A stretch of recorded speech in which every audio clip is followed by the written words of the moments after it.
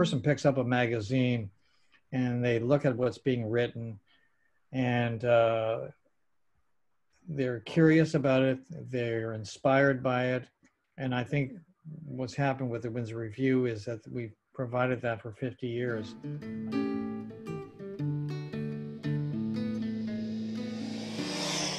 Surprise to me was just what an international journal this was from the start. This is one of the issues early on where half of the authors are American.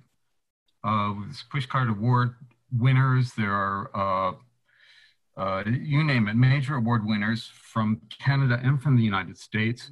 And like I say, it's eclectic. And when you look at something that's eclectic, you might say, okay, well, that's not a direction. But I would say that eclecticism is a direction.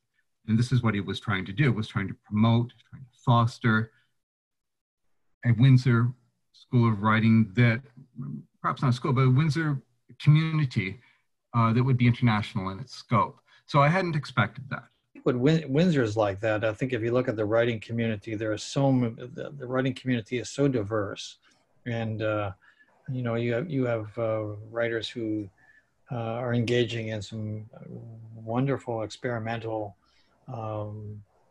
writing, and you have other writers who are writing more documentary or traditional stories and poems, and I think we are cosmopolitan, and I think a lot of it has to do with maybe living on the, you know, on the riverfront, on the border.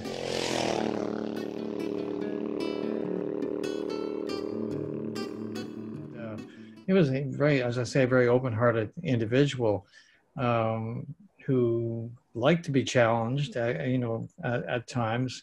But you know, he was also interested in finding new writers and encouraging them. And I was one of those young writers. And when I showed up, I was already being published, but I needed to meet this person. And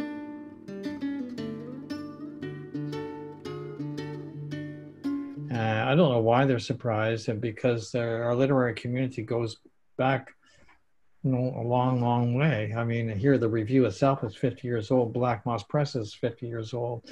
You know, we've been doing important literary activities and publishing important people, you know, for half a century. And I don't know whether you can look at other communities the same way.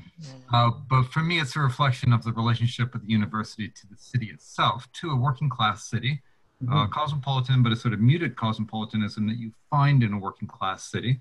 But it's academia on the street.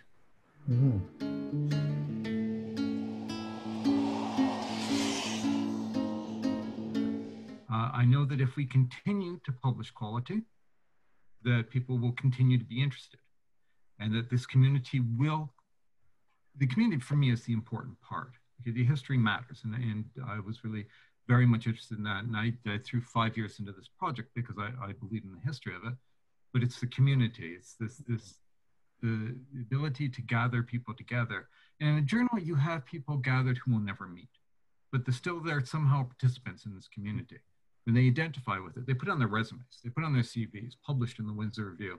And you see that in another publication, and you say, okay, we're there.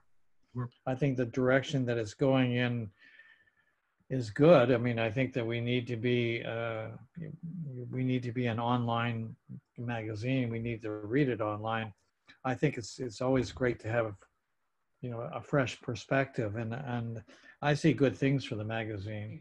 The role of the Windsor Review will be to reflect partially the kind of community that we have, but also to reflect, you know, the different, you know, the kinds of literature that exist today. And I think, and that's the way I kind of look at how important literary journals are. Is that, you know, you look at them it brings you up to date on what's being done in literature.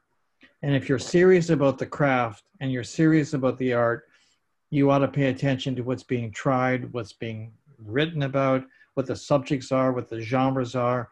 Not that you should follow or try to copy these, but you should be aware, you should be conscious of the movements, the trends, and you should ask yourself, where you fit in.